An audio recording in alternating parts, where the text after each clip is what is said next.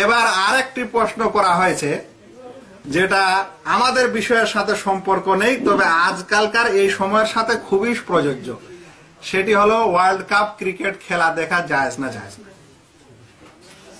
World cup cricket খেলা দেখা জায়েজ না জায়েজ নয়, অনুরূপ যে কোনো খেলা, যে কোনো ওয়ার্ল্ড কাপ হোক আর ছোট কাপ হোক আর দেশীয় কাপ হোক আর অন্য কিছু, খেলার সম্পর্কে আমাদেরকে একটা স্বচ্ছ ধারণা বা বিধান জানতে হবে।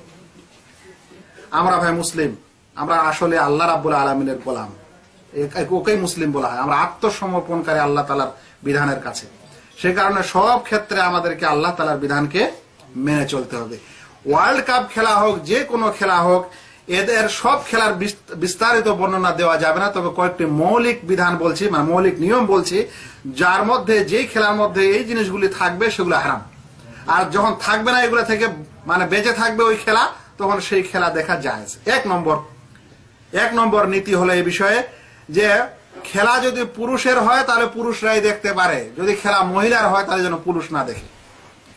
আর যদি খেলা মহিলার হয় তো পুরুষ না দেখে, আর পুরুষের খেলা হলে যেন মহিলা না দেখে। যদি এরকম হয় তাহলে ওই খেলা যা কিছু হোক না কেন হারাম। এক নম্বর, যেই খেলা মানুষকে তার ফরজ ওয়াজিব কাজ থেকে গাফেল করে দেয়। ফরজ ওয়াজিব মানে নামাজ পড়া ওয়াজিব না ওয়াজিব নয়, পিতা মাতার সেবা অনেক সময় ওয়াজিব না ওয়াজিব নয়। বাড়িতে পিতা মাতা অসুস্থ, ডাক্তারের কাছে নিয়ে যেতে হবে, নিয়ে যাচ্ছে না, ও খেলা দেখছে। আজান হয়েছে, ও নামাজ পড়তে যাচ্ছে না, খেলা দেখছে। এরকম যাবতীয় খেলা, যেই খেলা তাকে ওয়াজিব কাজ থেকে গাফেল করে দেয়, এরকম খেলা দেখা হারাম। অনুরূপ ওই খেলা, যেই খেলাতে মানুষের শরীরের যে অঙ্গটা ঢাকা জরুরি ইসলাম করেছে, আর ও তখন ঢেকে রাখেনি। যেমন মহিলাদের জন্য যখন মহিলারা খেলা দেখবে, মহিলার গোটা শরীর ঢাকতে হবে, আর গোটা শরীর ঢাকা নাই, যা কিছু দুনিয়াতে ঘটে খেলার জিনিস জানেন, আমি বর্ণনা দিচ্ছি না। পুরুষের বেলা তাকে নাভি থেকে নিয়ে হাঁটু পর্যন্ত ঢাকে রাখতে হবে, ও রাখেনি। ও এমন প্যান্ট পরে আছে যে তার অর্ধেক রান দেখা যাচ্ছে বা আর কিছু, তাহলে এরকম সময় ওই প্লেয়ারদের দিকে বা ওদের খেলা দেখা যাবে না, যদিও খেলাটা জায়েজ হয়। অনুরূপ যদি এই খেলার কারণে মানুষের মধ্যে দোলাদলি শুরু হয়, তাহলে ওই খেলা দেখা যাবে না, ওই মানুষ খেলা দেখতে পারে না। যে মানুষ খেলাকে কেন্দ্র করে নিয়ে কি হয়ে যায়, দলে দলে বিভক্ত হয়ে যায়। আমি এই দলের, ও ওই দলের, এই দল জিতেছে তাই ও খুশি, আর ওদেরকে রাগাচ্ছে, পটকা ফুটাচ্ছে আর কিছু করছে, এটাকে বলা হচ্ছে দোলাদলি। যদি দোলাদলি হয়ে যায় খেলা দেখার কারণে, তাহলে সেই খেলা দেখা নাজায়েজ। অনুরূপ যদি খেলা দেখতে গিয়ে খেলার প্রেমে পড়ে যায়, যাকে বলা হয় খেলায় আসক্ত হয়ে যাওয়া। কেমন আসক্ত, কেমন প্রেম, যে আমার কাছে অমুক প্লেয়ারটা ফেভারিট, অমুক ফুটবল প্লেয়ার হচ্ছে আমার কাছে হিরো, অমুক টিম হচ্ছে আমার কাছে হিরো, আর অমুক টিমের অমুক প্লেয়ারটা আমার কাছে হিরো। ও যতক্ষণে খেলা না খেলছে ততক্ষণে আমি শান্তি পাচ্ছি না।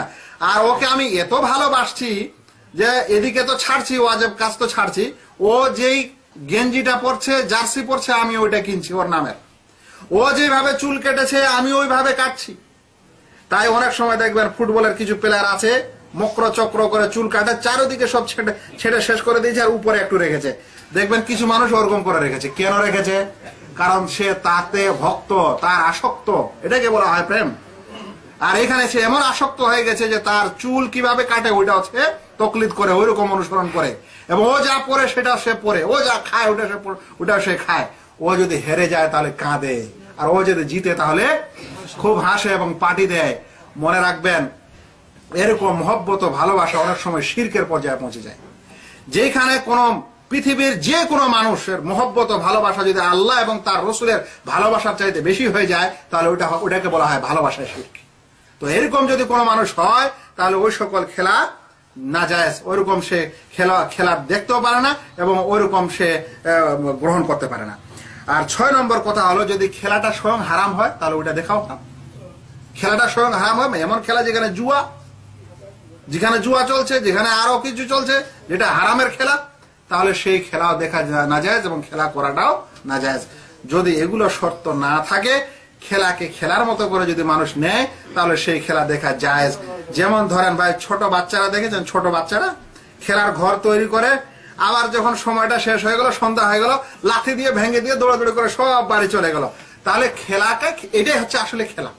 যে যেখানে মানুষের মহব্বত নাই, ভালোবাসা নাই, একটা আনন্দের জন্য, ফুর্তির জন্য, একটা সময় কাটানোর জন্য একটু কাজ করলো বটে, কিন্তু ওই খেলা যদি দোলাদলি শুরু হয়, মুসলিমদের মধ্যে যদি দোলাদলি হয়, আর তারপরে মনে করেন যে যদি পার্টি হয়, কাঁদাকাটি হয়, তারপরে মনে করেন যে আর কিছু হয়, নামাজ রোজা ওর থেকে বাদ যায়, তারপর থেকে আর কিছু হয়, বাপ মার সেবা নেই, নিজের প্রয়োজনে, হ্যাঁ, ডিউটি বাদ, ওই দিন ডিউটি যাবে না, ওই দিন স্কুলে যাবে না, ওই দিন পড়াবে না, তাহলে ভাই এ সকল খেলা নিষেধ এবং এরকম জিনিস থেকে আসক্ত হওয়া ইসলামে কোনো মুসলিমের জন্য অবশ্যই সমীচীন নয়।